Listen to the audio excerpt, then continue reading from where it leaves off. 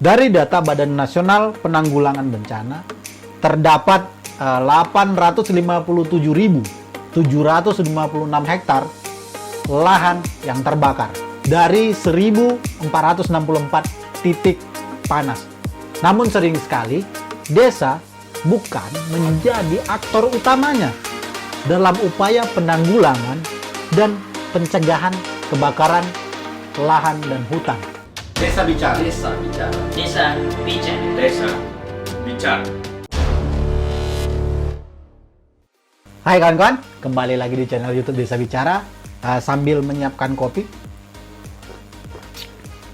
kali ini kami dari Desa Bicara ingin mendiskusikan dan beberapa hal yang mungkin bisa kita lihat dari desa. Misalkan contoh seperti yang kita hadapi saat ini, pandemi COVID-19. Nah, ini merupakan bencana non-alam tentunya. Dalam video ini, kami dari Desa Bicara ingin menyampaikan beberapa hal dan mungkin mendiskusikan bagi kawan-kawan di desa terkait dengan upaya desa dalam menyikapi dan menanggulangi bencana yang terjadi di desa.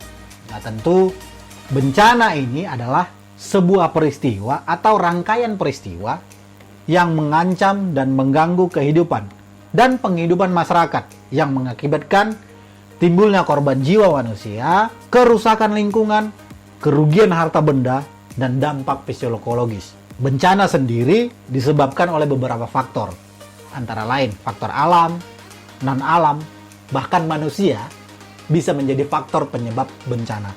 Dalam Undang-Undang Nomor 24 Tahun 2007 mendefinisikan bahwasanya mengenai bencana alam, bencana non-alam, dan bencana sosial.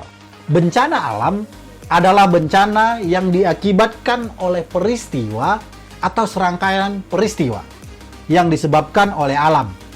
Antara lain berupa gempa bumi, tsunami, gunung meletus, banjir, kekeringan, angin topan, dan tanah longsor. Itu bencana yang diakibatkan oleh alam. Bencana non-alam adalah bencana yang diakibatkan oleh peristiwa atau rangkaian peristiwa non-alam yang antara lain berupa kegagalan teknologi, epidemi, dan wabah penyakit. Nah, seperti saat sekarang ini, tidak hanya Indonesia sebenarnya mengalami bencana ini. COVID-19 merupakan salah satu bencana non-alam. Selanjutnya, salah satu bencana yang juga sering menjadi catatan penting untuk Indonesia, yaitu kebakaran hutan dan lahan atau karhutla. Karhutla adalah suatu keadaan di mana hutan dan lahan dilanda api, sehingga mengakibatkan kerusakan hutan dan lahan yang menimbulkan kerugian ekonomis dan atau nilai lingkungan. Karhutla seringkali menyebabkan bencana asap yang dapat mengganggu aktivitas bahkan kesehatan masyarakat di sekitar. Kita tahu bersama, sejak 2015 Indonesia mengalami bencana asap yang cukup besar. Dan tahun ini, 2020 juga akan menghadapi potensi persoalan yang sama. Karena musim kemarau sudah mulai membuat lahan dan kering beberapa hutan, sehingga punya potensi untuk terjadi kebakaran hutan dan lahan di Indonesia. Seperti yang kami sampaikan di sebelumnya, bahwasanya karhutla kembali mengancam Indonesia karena Indonesia sudah memulai memasuki musim kemarau. Ancaman karhutla bisa saja kembali datang. Beberapa kajian-kajian dari lembaga-lembaga lingkungan maupun lembaga-lembaga yang concern terhadap kebakaran hutan dan lahan melihat bahwasanya potensi itu akan terjadi di tahun 2020 ini. Beberapa daerah yang tahun lalu mengalami bencana karhutla diprediksi akan terjadi lagi begitu, karena situasi alam yang memang membuat situasi ini akan terus ada. Misalkan Riau, Jambi, Sumatera Selatan, Kalimantan Barat, Kalimantan Tengah, bahkan Kalimantan Selatan. Daerah-daerah ini akan kembali berpotensi menghadirkan bencana karhutla ini. Kenapa kemudian bencana ini? Karena di wilayah-wilayah ini beberapa penyebabnya antara lain memiliki, mungkin bisa saja desa kawan-kawan itu atau wilayah ini tadi memiliki ekosistem gambut, terus mengalami kebakaran hutan dan lahan yang berulang-ulang. Tentu saja wilayah ini memiliki izin pembangunan kebun yang cukup luas, dan tentu juga beberapa titik panas yang dipantau dari mulai Januari hingga Juli 2020 menjadikan kejadian ini berpola terulang gitu. Dalam artian siklusnya tiap tahun terjadi.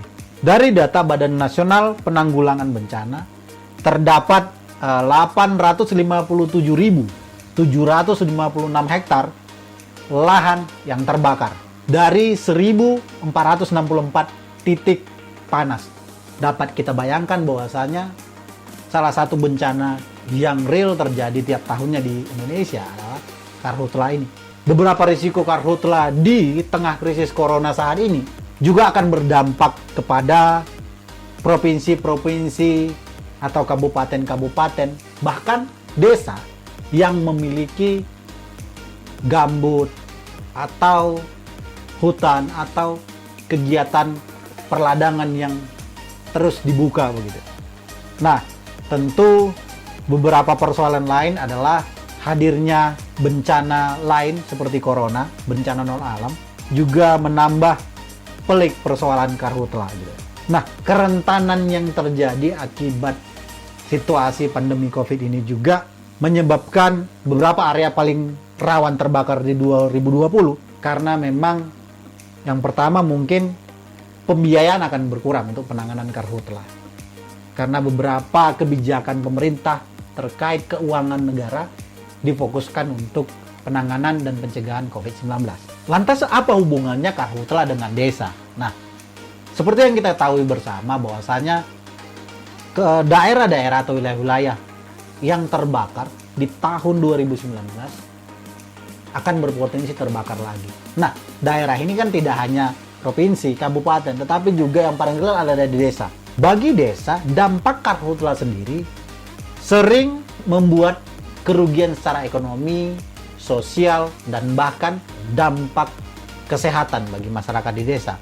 Bagi pemerintah pusat, kebijakan-kebijakan karhutla ini untuk penanganannya sudah banyak dilakukan, gitu ya. Baik itu langsung oleh presiden maupun lintas sektoral atau lintas kementerian.